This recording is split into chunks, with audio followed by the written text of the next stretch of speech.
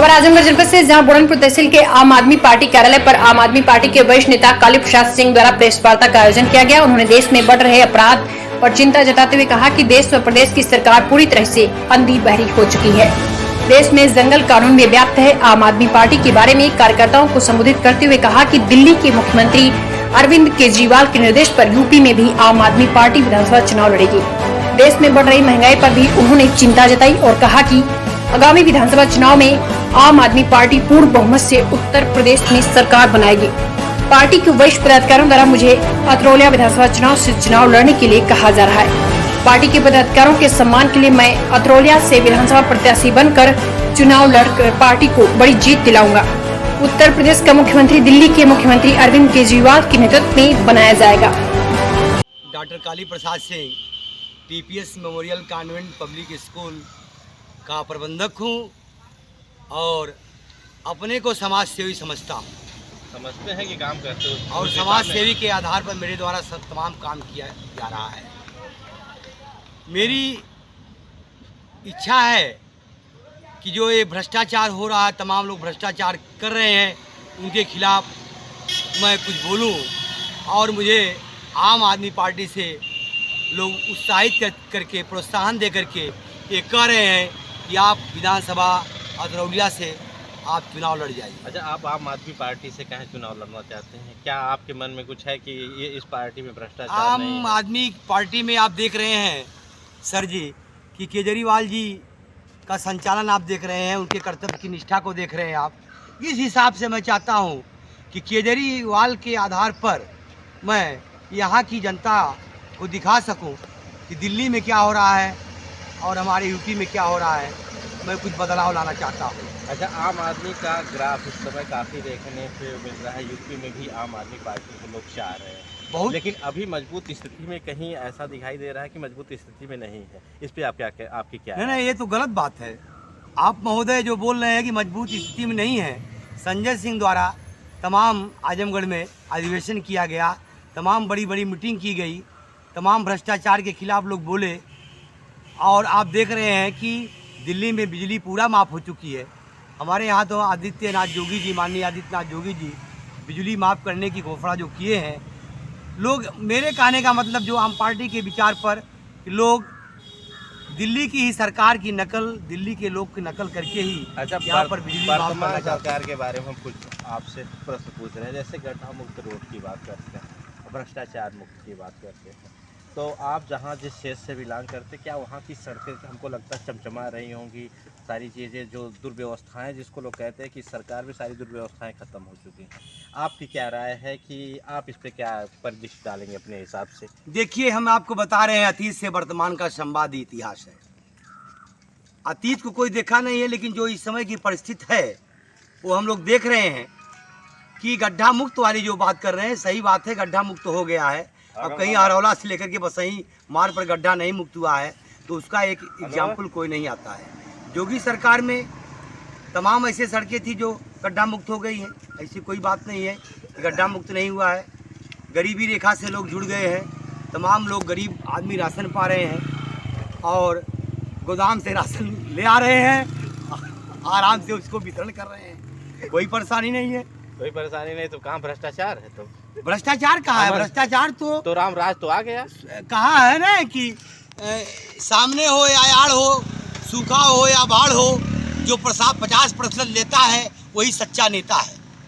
नेताओं का भी तो एक इतिहास है, आप देखे होंगे। अब क्या मैं कहूँ अपने मुख से, लेकिन जो आम आदमी की पार्टी की बात आप करते हैं, आम आदमी में अभी भ्रष्टाचार नहीं है, न है न भविष्य में होगा। तो आप विधानसभा चुनाव के लिए इस बार कमर कस चुके हैं, यह मान लिया जाए?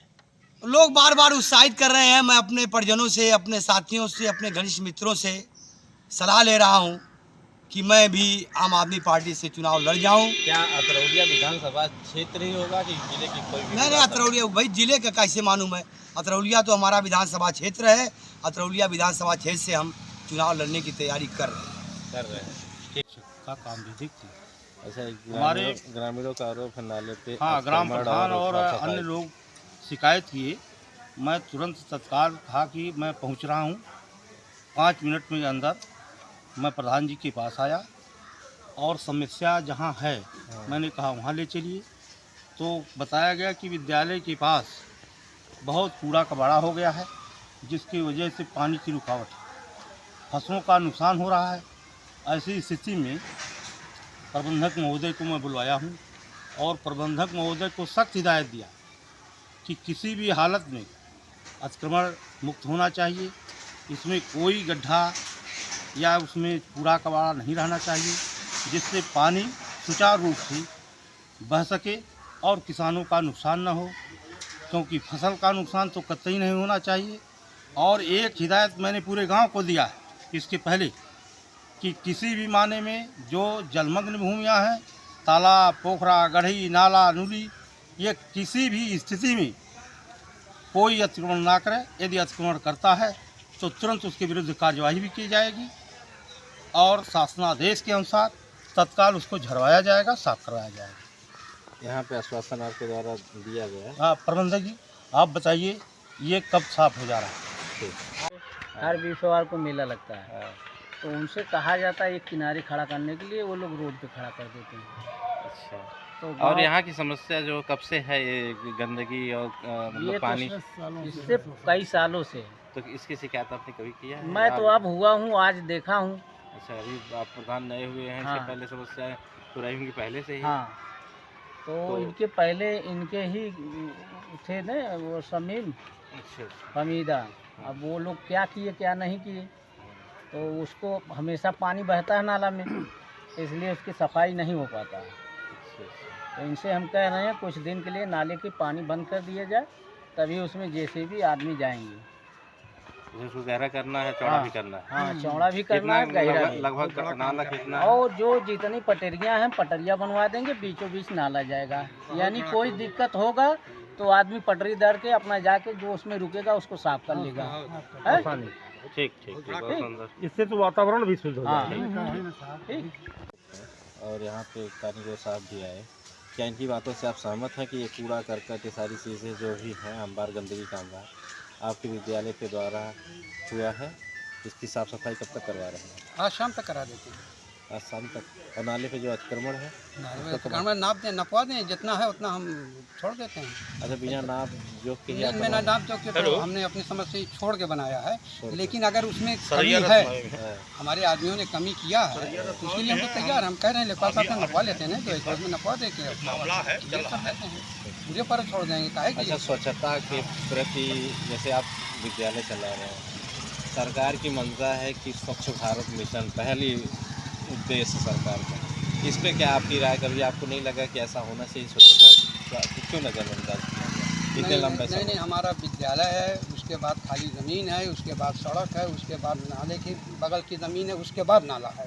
तो नाले पर गंदगी है, लेकिन यहाँ मज़ार पे एक भीड़ आती है, इस वजह से भीड़ भाड़ कुछ है, लेकिन हम साफ़ करवाते हैं और हम तुरंत करवाते आप हैं। सामाजिक सरोकार हाँ, नहीं, से हम नहीं करवाते जुड़े हैं। हैं, आपको कभी ऐसा नहीं लगा कि जैसे यहाँ पे गंदगी साफ नहीं कराया होनी जा चाहिए? बराबर साफ कराया जाता हो जाती है, फिर साफ कराते हैं, मतलब हमेशा साफ कराते हैं? कराते रहते हैं।